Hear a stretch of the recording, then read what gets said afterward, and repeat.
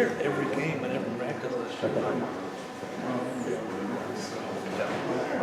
And his buddy Josh, he's got a cover. All right, hey, let's go ahead and get started. Okay, we'll go ahead and get started.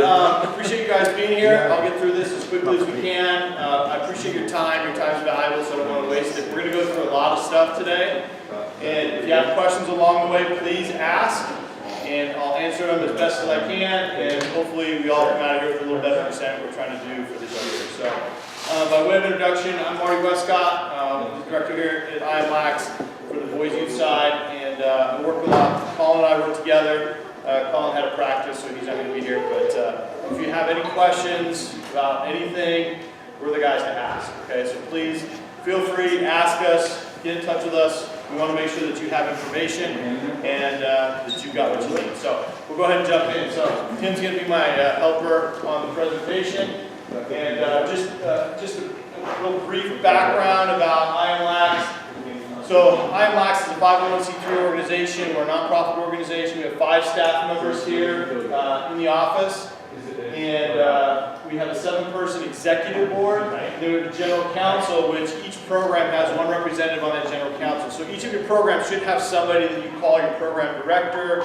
They're generally the representative on the general counsel. And what that means is they have a voice in what we do. Okay? We as a staff make recommendations, we make proposals, and we want everybody's input whenever we can get that. And so some of the things we'll talk about today, we kind of went through a process with the program directors where we made some proposals and went back and forth and got input. And so everybody has an opportunity to kind of give input into the league, which is a good thing. So that's a little bit about the league and what we do and where we're going. But we are also one of the largest geographic leagues in the country, and we're also probably the top 10 in terms of numbers in the country. So what that tells you is, we're a pretty big organization, and in terms of leagues, we've got a lot of things we're trying to do, and we're trying to accommodate and make sure that we're meeting the needs of larger, well-established programs, as well as newer developing programs as well. So we'll kind of talk about that as we go. So, okay, we'll go ahead. Thanks, Tim. Okay, so a couple things to start with. Coach requirements. Head coach needs to be level 1 U.S. Lacrosse certified. If you're a head coach, you need to go through the process to get level 1 certified by U.S. Lacrosse. You can go on their website, find out all the information. You can go on our website, find out all the information. It requires you to do some on-field training as well as online training, classroom training, background checks, stuff like that. The head coaches, just go ahead and call on you guys, head coaches need to be level 1 certified. 2, make sure that you get all your coaches registered with IMLAX. If you're not registered with IMLAX, it causes us some challenges. 1, we have a liability issue. Okay, this is going to be something you're going to hear more and more about from us. Okay, as our world is changing with safety and litigation and things like that. If you are not registered with us, you put us in a liable situation. So make sure that anybody that is on your field coaching with you is registered with IMLAX. What that also does is it ensures that we renew your U.S. Lacrosse membership. It ensures that you get all the benefits of being a coach. You're going to get communications from us because we're going to communicate through our website to you. So if you're not registered and you're not in our site, you're not going to get our emails.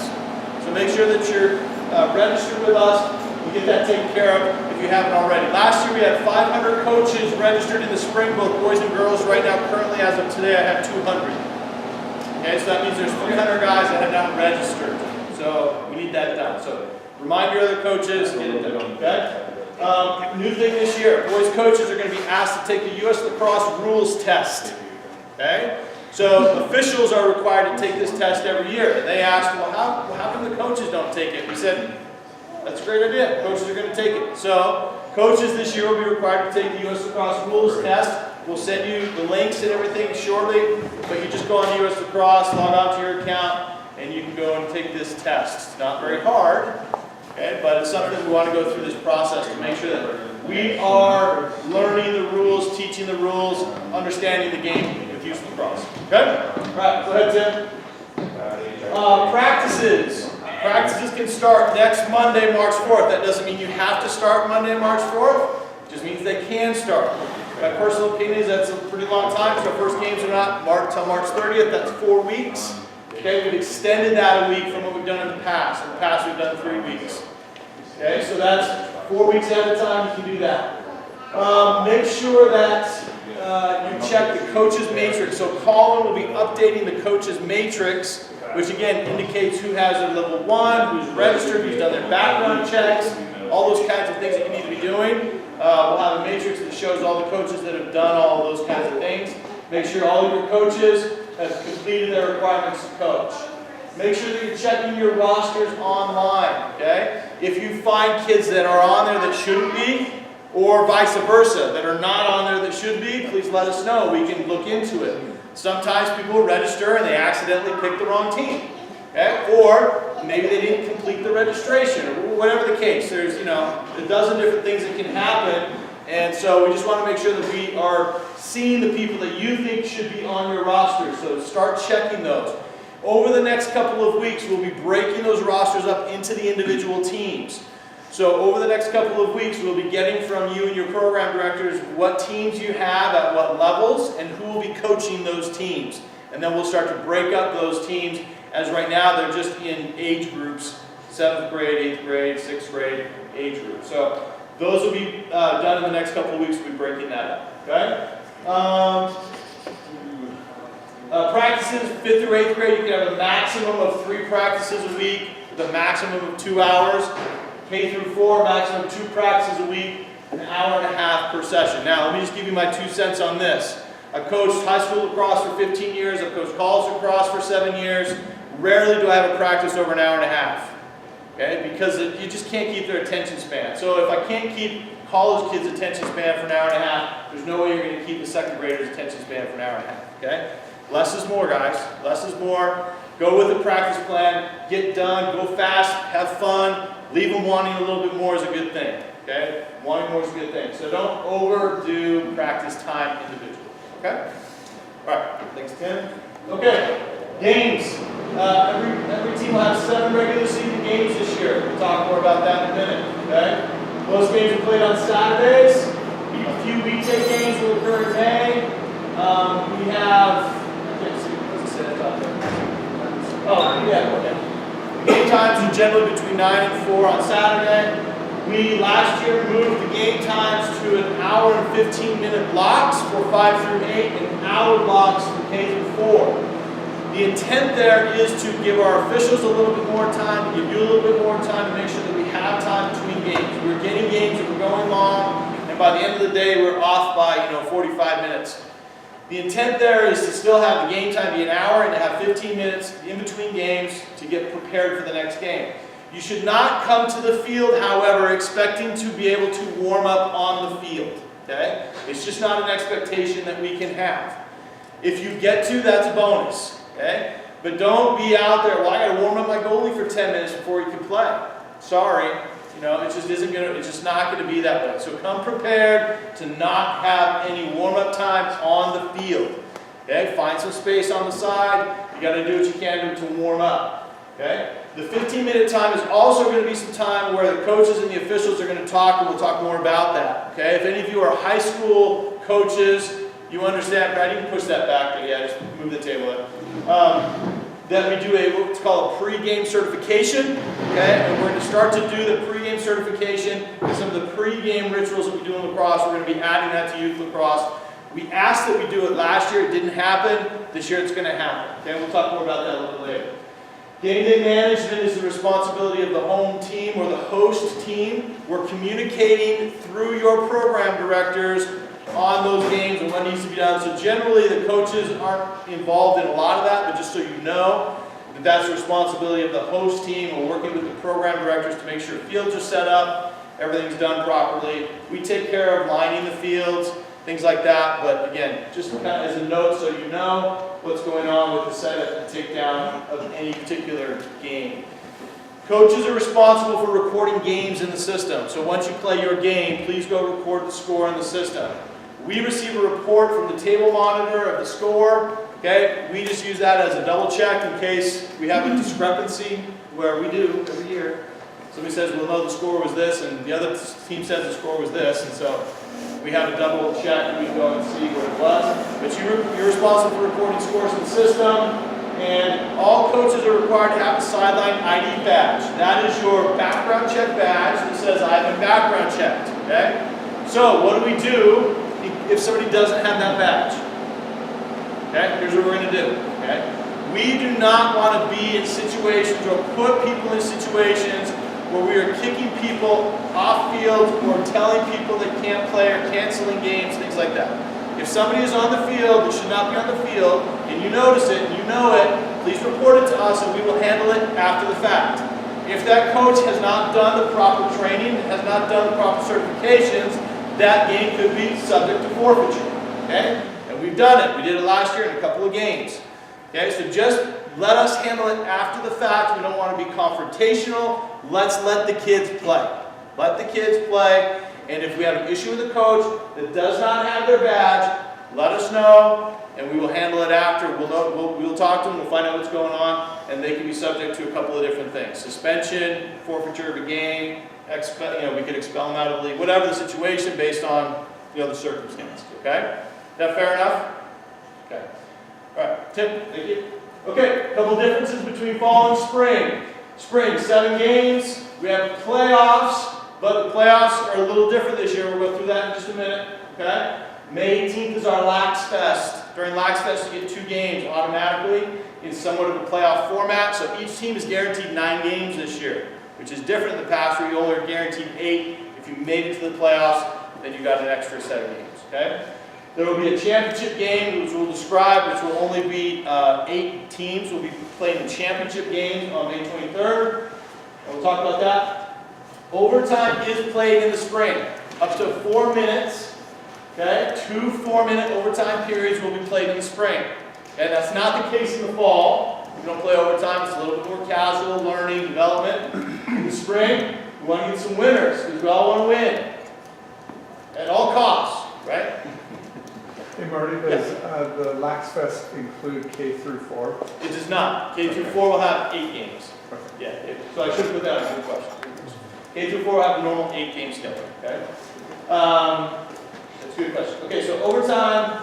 One timeout per team per half. Again, that's different than the fall. So it's 1 timeout per team per half. So per game you have 2, but only 1 per half.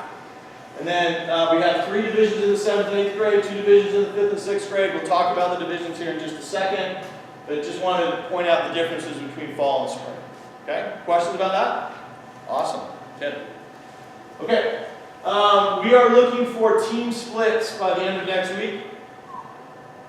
Excuse me. Okay, and yeah, guess what? Lacrosse season's here. Okay, it's sneaking up on us really quick. Okay, we are, as of today, 70% of the people that we anticipate to register have registered. Okay? Now, I don't know if that's a good number or a bad number. To me, that's a little bit low. I would like that number to be closer to 90%. Me, personally. I think it's actually right on track where we normally are. We did a look on Friday. As of February 22nd, 2018 and February 22nd, 2019, the difference in the number of players that have registered was only 2. Okay? So that means we're right on track with 2018. Okay? I would like it to be sooner because, yes, we're asking you to start to divide your teams. We're asking you to tell us how many teams you're going to have. We're asking you to tell us at what level they're going to play because we need to start to put the schedule together. And we would really like to have more than 2 days to put the schedule together, which is generally what happens. And then what happens is we get errors, we get mistakes, we get challenged, we get issues. Then we got to fix them. It just is a snowball. So we're really, really pushing to have everything ready and completed by March 11th so that we can start the schedule. Okay? So that's putting some pressure on you. It's putting some pressure on us. But we want to make sure that we're working together to try over the next 10 to 14 days to get as much information together as possible. If you know that kids haven't registered, they should register, tell them. Thursday the price goes up. Okay? Thursday the price goes up. So get registered. Why people who are going to register, who are going to play lacrosse, who you know are going to play lacrosse and have always played lacrosse, why they wait till the last minute to sign up, I will never know. Okay? But it is really, it drives me crazy. Okay? So tell them to get registered so that we know. Okay? So again, we talked about moving players around. before the first games on March 30th, your rosters have to be locked on the 29th, and then all the rosters will be completed online. So you as a coach, we're going to talk about this in a little bit, but you as a coach can always see the other team's roster online. Okay, if you have questions about that, we'll talk a little bit more about that in a minute. Questions so far? Okay, I'm going fast. All right, here we go, Tim. Okay, divisions. This was a proposal that we made that was basically decided that we couldn't do what the proposal was suggesting. We proposed that we move all levels to a single age, 8th grade, 7th grade, 6th grade, 5th grade, 4th grade, and just play straight age groups. After some analysis, some discussion, some back and forth with program directors, we determined that we're just not quite ready for that system yet. Okay? So we are back to what we've done the last couple of years, which is 2 grades sharing a level. So 7th and 8th grade, 5th and 6th grade, and then within those levels we have different divisions. So we have an A division, a B division, C division. I'll send you this PowerPoint so you guys have it, so you don't have to look. I mean, this is hard to read, I know. But A division, your top players, your athletic guys, your guys who've been playing for a long time. Your B division is kind of the middle of the road guys. C division, really beginning level guys. And then you can kind of figure that out. Now we have added a wrinkle here at the lower end. One of the feedback points that we got was people didn't really like the K through 2. They felt like that discrepancy between kindergarten and 2nd grade was too great. So what we did is we shifted it now and made it 2nd to 4th grade. So you have a 2nd to 4th grade level, and within that level, if your program can support more than one team, you can do a 2nd and 3rd and a 3rd and 4th. But it is not A and B. Okay? It's not meant to be A and B. It's meant to be age-based development, age-based lacrosse. So if your teams can do a 2nd and 3rd grade group, great. If they can do a 3rd and 4th grade group, great. If you can only do one group between 2nd and 4th, then you've got one team, 2 through 4, and then K1 will be its own level. Now this will create some challenges, as there is no perfect way here, so this creates some challenges. One, we have fewer players now in the K through 1 pool. Okay, so that's a challenge. We're not exactly sure how that's going to flush out, but in the next couple of weeks, we'll see how that flushes out. Okay, 2 through 4, maybe we've just moved our K through 2 problem and we've just now created it into the 2 through 4 problem. Maybe that's what we've done. So we've tried to then separate those, or at least create an opportunity to separate it a little bit and see if we can make that work. Okay, we're very open to flexibility there. We can be flexible in terms of how we create those teams. We can combine teams if we want in terms of programs. There's a lot of options that we have, but we want to focus on getting kids as many reps as they can at the appropriate levels. That's the only thing we're trying to accomplish there. Again, K through 4 is strictly developmental. Getting kids reps, getting kids touches, getting kids runs. That's what we want to do. Get them on the field and get them as much opportunity as possible. Okay? Winning should be secondary. Okay? I got a question. Yes, go ahead. On that. So if we got right now we're just on a borderline 2 and 3. We can't split the team. We just don't have enough. But 2 through 4 is a little too large. Okay. Can I offer the opportunity for some of them 4th graders to play up? So that's a good question. So we will always allow we will always allow a 4th grader to play up or a 6th grader to play up with a variance. Okay, so you do need to submit a variance, and all that is basically is just you submitting a form that says the coach, the parent, and the program director all agree that that's okay. If you guys all agree that that's okay, we're going to sign off on it because you know the kid. Okay, we assume that you're not going to put them in a bad situation. Okay, and there are those kids that are developed enough, either size-wise or skill-wise, that they can play 4th grade, can play with 5th and 6th, no problem. Okay, so yes, those are options as well that are available to us, both at that 4th grade level and the 6th grade level. And I did notice that there is the additional cost. Does that parent have to pay that additional to move up from the? No, let's talk about that. I'll just say from my take on that would be no, because they're a 4th grader. Okay, let's make sure we talk about that and make sure I'm not speaking out of turn with the rest of the staff, but because I do that all the time. But that would be my personal take: is hey, they're a 4th grader, they shouldn't pay the other fee. Just because we're moving them. But let me caveat that just a little bit. All right, other questions? Okay, so conditions on team organization. Okay. Programs with only one team per level must play in the B division or above. So if you only have one team in the 7th and 8th grade